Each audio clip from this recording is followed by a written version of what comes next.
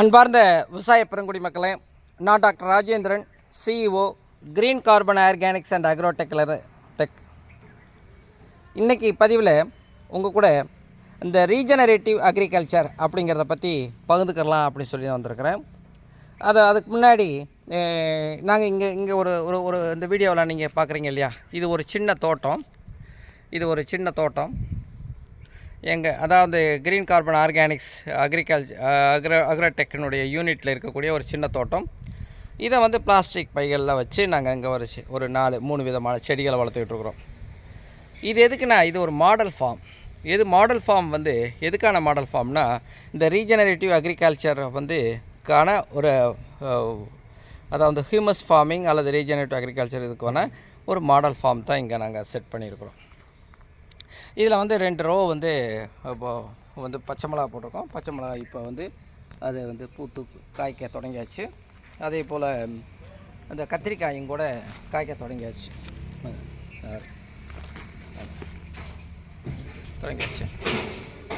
எவ்வளோ பூ பூத்துருக்கும் பாருங்கள். அதே போல் தக்காளி ஒரு 2-3 ரோ வச்சுருக்குறோம். இதெல்லாம் எதுக்குன்னா, இந்த எக்ஸ்பெரிமெண்ட்டுக்காக வச்சுருக்குறோம். அதாவது சோதனை செய்து பார்க்குறதுக்காக. எதில் சோதனைனா, இந்த ஹியூமஸ்லேயே முழுக்க செடி வளர்த்தா என்ன ஆகும் அப்படின்னு. இதுதான் அந்த ஹியூமஸ்ஸு. இந்த ஹியூமஸ் ஃபார்மிங் அப்படிங்கிறது இன்றைக்கி உலகம் முழுவதும் ஒரு எல்லாருடைய கவனத்தையும் பெற்றிருக்கக்கூடிய ஒரு விவசாய முறையாக இருக்குது. இதுக்கு முன்னாடி நம்ம பல விவசாய முறைகளை வந்து நம்ம செஞ்சுட்டு வந்திருக்கிறோம். அதாவது நேச்சுரல் ஃபார்மிங் அப்படி சொல்கிறது, இயற்கை விவசாயம். கெமிக்கல் ஃபார்மிங், அப்புறம் வந்து கெமிக்கல் ஃபர்டிலைசர்ஸ் இதெல்லாம் வந்து யூஸ் பண்ணி நம்ம வந்து இன்றைக்கும் அது பண்ணிக்கிட்டு இருக்கோம். கெமிக்கல் ஃபார்மிங், அதுக்கு பேர் கெமிக்கல் ஃபார்மிங். அப்புறம் வந்து ப்ரீசியஸ் ஃபார்மிங் அப்படி சொல்கிறது. அப்புறம் வந்து இன்டென்சிவ் அக்ரிகல்ச்சர் இன்டென்சிவ் அக்ரிகல்ச்சர்னால் நிறைய ஈடுபொருள்களை போட்டு நிறைய விளைச்சலை கூட்டுறதுக்கான ஒரு முயற்சி பண்ணியிருக்கிறோம். இப்போ வந்து ப்ரீசியஸ் ஃபார்மிங் அப்படி சொல்லிட்டு நிறையா டெக்னாலஜி தொழில்நுட்பங்களை பயன்படுத்தி ஏஐ தொழில்நுட்பம் கூட, அதாவது ஆர்டிஃபிஷியல் இன்டெலிஜென்ட் தொழில்நுட்பம் கூட இன்றைக்கி விவசாயத்தில் வந்து அவங்க வந்து இன்ட்ரடியூஸ் பண்ணுறாங்க. அதுக்கு வந்து ப்ரீசியஸ் ஃபார்மிங் அப்படின்னு சொல்கிறாங்க. இந்த முறைகள் எல்லாமே வந்து என்னென்னா, விவசாயத்தில் வந்து அதிகப்படியான விளைச்சலை எடுக்கிறதுக்கான ஒரு முயற்சியாக தான் பண்ணிகிட்டு வரோம். ஆனால் இவ்வளவு செஞ்சும் நம்மளுக்கு நம்ம அந்த நிலையை அடைஞ்சிட்டோமா அப்படின்னு கேட்டால் இன்னும் நம்ம அடையலை. இது இன்னொரு தேடல் நம்மள்கிட்ட இருக்குது. அதாவது ப்ரிசியஸ் ஃபார்மிங் டெக்னிக் வந்தும் கூட நம்ம வந்து இன்னும் வந்து நம்ம எதிர்பார்க்குற அளவு விளைச்சலை வந்து பெற முடியலை அப்படிங்கிற. அப்போ அடுத்து என்ன அப்படி சொல்லிட்டு சிந்தனைக்கும் போது அதுக்கு பிறகு தான் ஹியூமஸ் ஃபார்மிங் அப்படின்னு சொல்கிறாங்க. இந்த ஹியூமஸ் அப்படிங்கிறது வந்து என்னென்னா, விவசாய நிலத்தில் கட்டாயம் இருக்க வேண்டிய ஒரு பொருள். அது எந்த நிலமாக இருந்தாலும் சரி, எந்த பயிராக இருந்தாலும் சரி, அது விளைகின்ற நிலத்தில் வந்து ஹியூமஸ் அப்படிங்கிறது ஒரு குறிப்பிட்ட அளவு இருக்கணும். அந்த குறிப்பிட்ட அளவுங்கிறது எவ்வளோ தெரியுமா? 4%. அதாவது மேல் மண்ணில் 4% வந்து இந்த ஹியூமஸ் இருந்தால் தான் அந்த விளை நிலத்தில் நம்ம விவசாயம் வந்து ஈஸியாக செய்ய முடியும். குறைவாக இருந்துச்சு அப்படின்னு சொன்னோன்னா நிறைய இடுபொருள்கள் இடப்படும், விவசாய செலவு கூடிட்டு வரும்.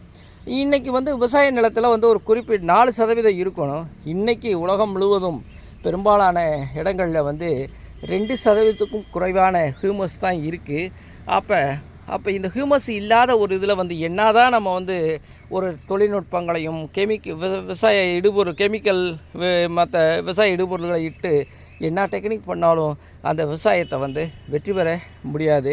அதில் ஒரு நம்ம எதிர்பார்க்குற ஒரு நிலையை அடைய முடியாது.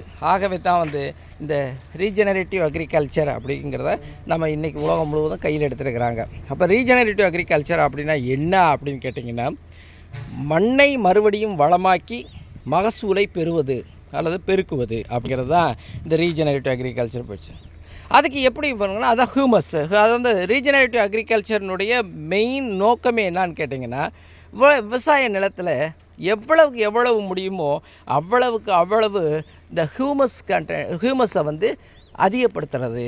சரி, ஹியூமஸை எப்படி அதிகப்படுத்துறது அப்படின்னு கேட்டிங்கன்னா, ஹியூமஸை வந்து அதாவது இப்போ நான் வந்து என்ன பண்ணிக்கிட்டு இருக்கோம் தற்போதுனா, மாட்டு சாணங்கள், ஆட்டு சாணங்கள் அல்லது இந்த வெர்மி கம்போஸ்ட்டு, சிட்டி கம்போஸ்ட்டுங்கிறதெல்லாம் நம்ம கொண்டு வந்து இப்போ நிலத்தில் போட்டு ஹியூமஸை வந்து இன்க்ரீஸ் பண்ணுறதுக்கான முயற்சி பண்ணுறோம். ஆனால் இந்த பொருள்களெல்லாம் போட்டாலும் கூட இவைகளெல்லாம் வந்து நிலத்தில் போய் ஹியூமஸாக மாறுறதுக்கு குறைஞ்சது 5 வருஷத்துலேருந்து 10 வருஷம் ஆகும். அதுலேயும் வந்து அந்த விவசாய மண்ணில் வந்து எல்லா விதமான உயிரினங்களும் இருந்தால் மட்டுமே இந்த கால அளவு, இல்லைன்னா இன்னும் கூட அது வந்து கூட வரும். அதே போல் ஒரு 10 டன்னு நம்ம இந்த இந்த குப்பைகளை இதில் சாணங்களை போட்டோம்னா கூட அது வந்து 10 வருஷம் கழித்து சுமார் 1 டன்னுக்கும் குறைவான ஹியூமஸாக தான் அது மாறும். ஸோ இவ்வளவு காலம் நம்ம வெயிட் பண்ணணும். இன்னொன்று, இவ்வளவு பணம் செலவழிக்கணும். 10 டன்னு நம்ம வந்து போடணும். அதுக்கு நாங்கள் என்ன சொன்னோம், இதெல்லாம் மனசில் வச்சுட்டு க்ரீன் கார்பன் ஆர்கானிக்ஸ் அக்ரோடெக் அப்படிங்கிற நாங்கள் வந்து என்ன பண்ணோம், ஹியூமஸவே உற்பத்தி பண்ணணும்னா என்ன அப்படி சொல்லி அந்த சிந்தனையின் வழியாக ஒரு தொழில்நுட்பத்தை உருவாக்கி, அதாவது ஹியூமஸ் உருவாக்குற தொழில்நுட்பத்தை உருவாக்கி அதன்படியாக இப்போ தற்போது வந்து அதிகப்படியான ஹியூமஸை வந்து நாங்கள் உற்பத்தி பண்ணி விவசாயிகளுக்கு கொடுத்துக்கிட்டு வரோம். இப்போ இந்த ஹியூமஸ் உற்பத்தி பண்ணக்கூடிய கம்பெனிகள் இந்தியாவில் இருக்கா அப்படின்னு சொல்லி நாங்கள் தேடி பார்க்கும்போது நம்மளை போல் மற்றவங்களும் பண்ணுறாங்களா அப்படிங்கிற நோக்கத்தில் பார்க்கும்போது எங்களுக்கு எந்த தகவலும் ஹியூமஸை எந்த கம்பெனியும் உற்பத்தி பண்ணுற மாதிரி எங்களுக்கு எந்த தகவலும் கிடைக்கல. சில கம்பெனி வந்து இந்த வெர்மி கம்போஸ்ட்டு, பெரும்பாலும் இந்த கம்போஸ்ட் உற்பத்தி பண்ணக்கூடிய கம்பெனிகள் தான் வந்திருக்கே தவிர ஹியூமஸ் லைக் மெட்டீரியல் அப்படின்னு சொல்கிறாங்க. ஆனால் மற்றபடி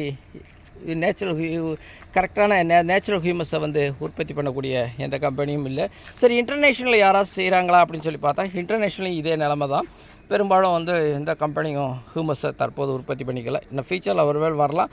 அதே சமயத்தில் நாங்கள் இந்தியாவில் அதாவது பயோனியர்னால் முதல் முறையாக நாங்கள் என்ன சொல்கிறோம், ஹியூமஸை உற்பத்தி பண்ணி அந்த விவசாயிகளுக்கு ஹியூமஸ் ஃபார்மிங்க்கான ஒரு ஒரு ஒரு ஒரு ஒரு சப்போர்ட்டை நாங்கள் கொடுத்துக்கிட்டு வர்றோம். ஸோ இந்த வீடியோ பார்க்கக்கூடிய நீங்கள் உங்களுக்கும் ஹியூமஸ் ஃபார்மிங்கை பற்றி ஒரு மேலும் தகவல் தேவைப்படுறது அல்லது ஹியூமஸ் தேவைப்படுறது அப்படின்னு கேட்டிங்கன்னா நீங்கள் வந்து எங்களை தொடர்பு கொள்ளலாம். இந்த இடத்துல ஒன்றை மட்டும் பதிவு செய்ய விரும்புகிறேன். எந்த தாவரமும் ஹியூமஸ் இல்லாமல் வளரவே வளராது. அப்படிங்கிறதுனால ஹியூமஸ்ங்கிறது வந்து விவசாயத்திற்கு ஒரு கட்டாயமான ஒரு பொருள். அப்படிங்கிறனால இப்போ இதை பற்றியான இந்த humus farming, regenerative agriculture, humus இதை பற்றியெல்லாம் பெரும்பாலும் நிறையா பேருக்கு அதை பற்றியான போதிய விதமான தகவல் இல்லை, அதாவது பரிச்சயம் இல்லை. அப்படிங்கிற காரணத்தினால இதை வந்து நம்ம வந்து எடுத்து செல்ல வேண்டியது இருக்குது. என்ன அந்த வகையில் க்ரீன் கார்பன் ஆர்கானிக்ஸ் அக்ரோடெக் அந்த விஷயத்தை எடுத்து செல்வதற்கு தயாராக இருக்குது. என்ன